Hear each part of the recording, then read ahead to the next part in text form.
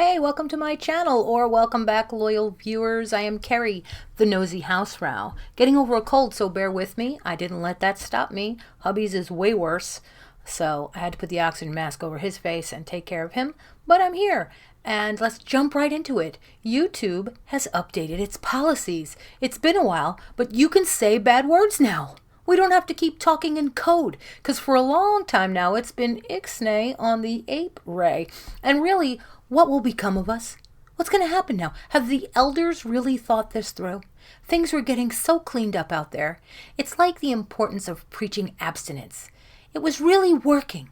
Just ask Sarah Palin. Sure, it didn't work in her own house, but she knows to just keep supporting that approach. It's easy. Tell them not to do it. Because if there's one thing teenagers hate, it's sex. Blah. Speaking of a lack of self-control, former Try Guy Ned Fulmer is back. And if you don't know, he was a guy among the Try Guys whose thing was that he was a family guy. He talked about his wife a lot, to the point where he got ribbing for how much he loved her. Then it turns out he had an affair with a woman on the staff. His public displays of affection with her made it a little hard to hide the affair. Nothing like riding high and having everything to show you how a person really is and what they're made of. He may have felt like everything was going his way and he was invincible, but once it came out that he was involved with a woman outside of his marriage, he ruined the dynamic of the group. The Try Guys let him go. They had to, because he sullied their reputation. They aren't monks, but their channel is supposed to be wholesome. It's built on that, and that scandal wouldn't do. They also felt betrayed. So Ned hid for a while, went away from the internet, but on a channel he had built up when he was in good graces, he just reinvented it with a new name, his podcast, Rock Bottom, in which he's going to interview people who hit rock bottom, which on its face sounds a little strange, because isn't that something you know in retrospect? What's going to happen to somebody when they say, I'm in rock bottom? The show is just going to be like, yeah, I really muffed it up. This sucks. Something's got to give. But in what is considered so cringy, he made himself the subject of the first episode and brought his ex-wife on the podcast to talk about the fallout from the affair he had. And for some reason, he starts talking like Scott Peterson. Remember Scott Peterson, whose wife Lacey went missing, and then when he was asked about her, he just talked in a low and gravelly voice and got really slow. I had nothing to do with her disappearance. I'm not saying that Ned is of his ilk, but the tail between the legs type of talking was the same to me. I think Ned thought this rare honesty brought something new to the table that makes him worthy of redemption. Look how honest I'm being. But there are problems with this. One, the ex seems to have really gone through it and is just tolerating him. She's decided to be civil. She's getting along with him, but it looks like she doesn't even want to be in the same room with him. And two, he acts like a victim of the affair. It ruined him. There's a lack of accountability. I hear him saying, I did it and I hurt somebody I love, but not the proper accountability. And why that's important is because having an affair isn't an accident. If you are a victim of your own wrongdoing, you still can't come across like a victim when speaking with the spouse you cheated on. When he says, I did it, you don't get the feeling he knows what happened and why. At times, he has a smirk and chuckles about it. Not a good look. You know who he reminds me of?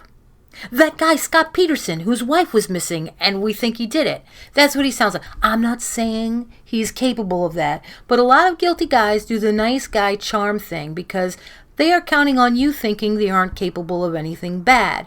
Ned comes across like that. He wants viewers to want to be his friend. But whatever mileage he got out of his lack of talent came from being with the Try Guys. He's mayo. In a sandwich, it can blend well, but no one wants it alone. Stick around, there are more food analogies to come on this channel. Also, Ned reminds me of Scott Peterson. Choice I made and I obviously regret now. Choices that I made and just actions that I took that I'll always regret. Next up in the salad, I want to comment on the billboard that Ethan Klein put up regarding James Charles. I am tardy to the party on some of these. I'm going to do my best to get a little more up to date, but this is all relevant because this is still an ongoing thing and it needs to be spoken about. If we're being honest, we all know this took guts. I don't consider myself a big Ethan Klein fan in general. I always thought he was a designer imposter Howard Stern who takes forever to get to a point, but I think people should support this billboard with their whole chest. Not just because James Charles is a creep and his behavior should not be allowed to become water under the bridge, as he's likely counting on it being, but because people hate conflict. I want to talk about that. The way people avoid and hate conflict leads to people getting off the hook rather than leading to accountability and change. One of the reasons victims don't speak up is because they get vilified when they do. We all know this happens. Some people might support Ethan's bold move and yet be happy to hide in the shadows about it. The bystander effect involves standing by if others are there to intervene and you don't have to. In short, speaking up makes people uncomfortable. Now, some people can't get involved because it triggers past trauma and they have a freeze response. I understand that. I do think, however, a lot of people have a pluralistic ignorance and they look to others for cues. And if they don't see one, they interpret the complainer, air quotes, as dramatic and unnecessary. I propose we all have the courage to be on board in any setting, in any room, with James Charles being held accountable for his bad behavior. It has been a legion. And it does take energy and courage to speak up and to support in any room, in any setting, what you know is wrong. I, for one, commit to standing and being counted among those who support James Charles being canceled permanently. I've said this before. When James Charles is 40, he won't be able to brush his mistakes off as cute.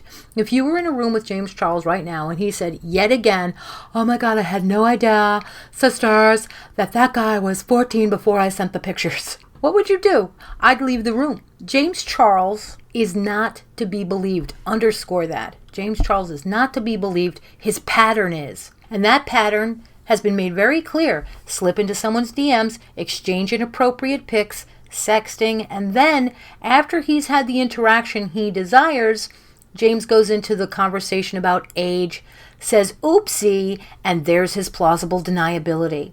And he can act like a victim because he didn't know. How many times are we going to hear him say he's going to check licenses, he's going to make sure, and yet it doesn't happen? It has long since stopped being plausible for James Charles to say this is an accident. So good on Ethan Klein.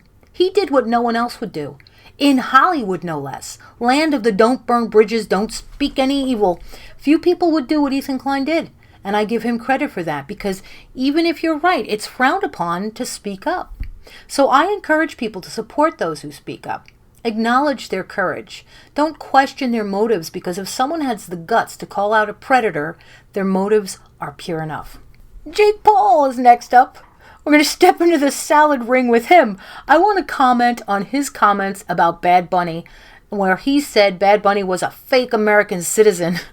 He got a lot of backlash for that and said he wasn't attacking Bad Bunny, but rather Bad Bunny's values. Back up the truck. Putting aside that Jake Paul used Puerto Rico for a tax haven, and we just learned how many dummies in America don't even know Puerto Rico is part of America, Jake Paul can tell you all about being a good American citizen, what with his assault charges, his looting a mall, an FBI raid of his home where firearms were confiscated to ensure the safety of officers, and terrorizing his neighborhood. That's not hyperbole. He terrorized them to the point where the residents had to have a meeting with police to determine what to do about this menace, where he set furniture on fire and blocked the streets by giving out his address and turning that area into a circus. The residents were so fed up with this guy, they were going to file a class action suit.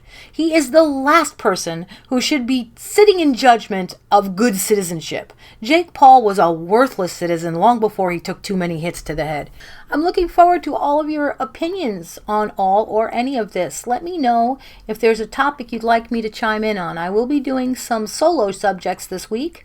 Thank you so much, everyone, for the landslide of love I got in my last video.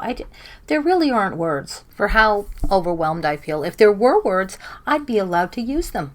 But I'll just end with a meaningful note on how I intend to keep up the momentum I've resumed here. I think it was the illustrious Kurt Cobain who said, "Ain't nothing gonna break a my stride." See you all soon, everybody. House Row out.